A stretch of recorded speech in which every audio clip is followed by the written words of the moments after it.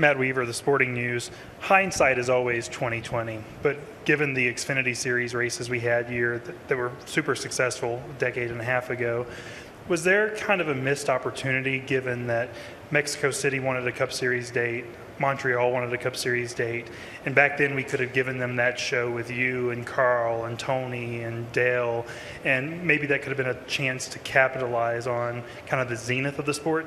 Did we kind of miss an opportunity to do that, and did we wait too long to come here for Cup? I mean, like you said, hindsight, it would have been nice to figure. I don't remember why we didn't. I wasn't a part of those discussions. This car offers a lot more opportunity. That's why we're going to street courses now, or have been going to Chicago. The brakes on this car and just the aero package on this car, just the transmission, everything allows you to do more road racing. And I just don't know that, road racing at that time was as popular as it is today, especially in the Cup Series. And we didn't have a car that I think could be as adaptable. So don't know the other reasons why, but yes, of course, like you wish that we had come here sooner, and some of the stars that are known names and faces that helped, really make the sport popular, whether it be the late 90s, like some of us older guys, or, in the mid 2000s, I think it would have been great for the fans here in Mexico to have been able to experience that. But we're here now, and I think we still got a lot of young, great stars and should put on a good race. And then to that point, what do you think are the best assets we have as an industry to present to these international markets and new places that we go to? Like, what are the things that you're most excited to tell local media here that this is what modern NASCAR is all about? Well, I mean, it's super easy. The product on the track speaks for itself. I mean, we put on the best racing. You saw the spectacular race yesterday. I think you'll see another, very exciting race today. And I'll put our racing product on track up against any form of motorsports in the world. And so it's a great show. It's unpredictable. You don't know who's going to win. Very talented race car drivers and cars. I think when you really get into the guts of the race car, are far more technical than maybe people understand, and they sound great. Yep. We'll go to Holly. Hi, Jeff. Holly Kane with the NASCAR Wire Service. I've actually seen quite a few people with Jeff Gordon hats and shirts and things like that. I think it's fair to say that you may not be competing this weekend, but are very popular and a favorite around here. What is your reaction or to the reception that you've received? How would you kind of say it's been for you personally here in Mexico City? Yeah, no, it's been amazing. Is it Polanco? I believe the area. We were down there last night having dinner. I saw a lot of team people, Hendrick and other teams, in that area, beautiful area. And we ran into a couple fans that were very excited. So that was pretty cool. And, just seeing a little bit of it here. I don't know, other than when you look at the history, of NASCAR. I'm fortunate that I made an impact, and that's still being recognized today. I mean, from a licensed merchandise standpoint, right, and looking at the business even in the U.S., there's been a bit of a resurgence for vintage, gear, and we're playing into that at Hendrick Motorsports with not just me, but all of our drivers as much as we can. So. That seems to be something that's resonated here in Mexico City as well, which is very cool. We'll go with Jerry and then Israel. Jerry Jordan, Kicking the Tires.net. This, according to Daniel and the others, it's 3 years in the making. And I said last night this is a big win for NASCAR's admin, their top executives.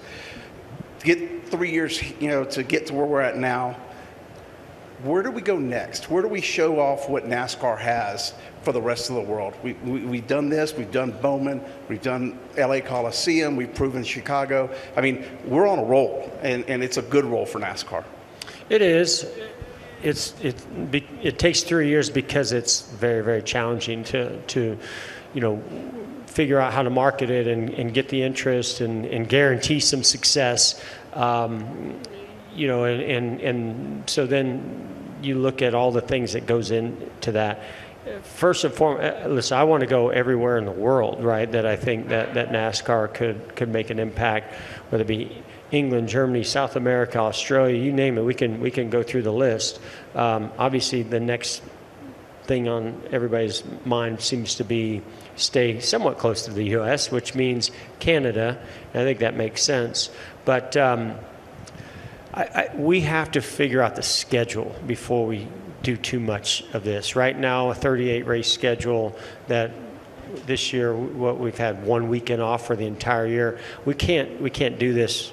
Michigan, Mexico City, back to Pocono can't happen. You know, it's just we're doing it and we're excited to take on the challenge as a team. But it's going to wear on us, and I don't think we can do that back to back. So we've got to make some adjustments in the schedule to figure out how to do this again, how to do Canada, and then if we're talking about really truly going overseas, that's a whole nother discussion, right? When we went to Japan, that was in December, and you're not going to get a lot of, popular votes of a long season of 38 races and then go into our off season on top of that. So I think we've got to figure out, how much interest is there. Let's say it's Brazil, and if there's enough interest, which I think there would be, there's a course that would suit our cars well.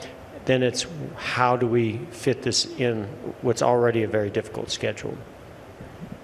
Okay, we'll go to Israel. Hey, Mr. Gordon, first of all, Nice hat. I appreciate that. Welcome to Mexico City. I want to ask you, as a NASCAR legend now, as a vice chairman on Hendrick Motorsports, there's a lot of divided opinions on whether NASCAR should have come or shouldn't have come. Mexico. There's a lot of divided opinions on the topic. What would you say now that you're here in Mexico and you saw firsthand what's going on and what happened yesterday, and in terms of what would you tell those guys, thinking more like in the form of, not thinking right or with prejudice to see the expansion of NASCAR internationally? What would you say to those guys that are like kind of you just have to listen to the fans. Like, to me, if there are a large amount of fans that want to see NASCAR in person, internationally, I think it opens up a lot of doors for partnerships and expansion of new fans, younger fans, you name it. And if we have a crowd that's as energetic today, and it's going to be a bigger crowd than even yesterday, of course, Daniel played into that too. But to me, what I was most excited about coming here is the passion and the excitement and the energy that fans here in Mexico bring. I came to a couple of F1 races and I saw it there, and I expect to see it again today. And that's why we're here, and anywhere that we go is going to be really dictated by the fans that want to see more NASCAR racing. Any final questions for Jeff? We'll go Jenna. Jeff, on that on the scheduling thing with Michigan to Mexico to Pocono, is that something that teams are talking to NASCAR about, saying, hey, if we do these things, we like the way Formula One is sort of consolidating their regions, like, are those conversations happening?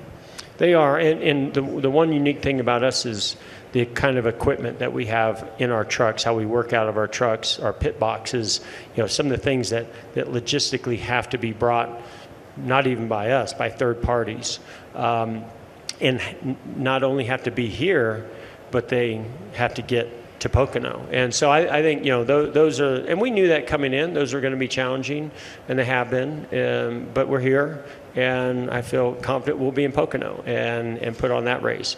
But behind the scenes, it's weighing, on the team. So there's far more positives than the negatives. I'm just pointing out some of the things I think for the future and what we're being challenged with.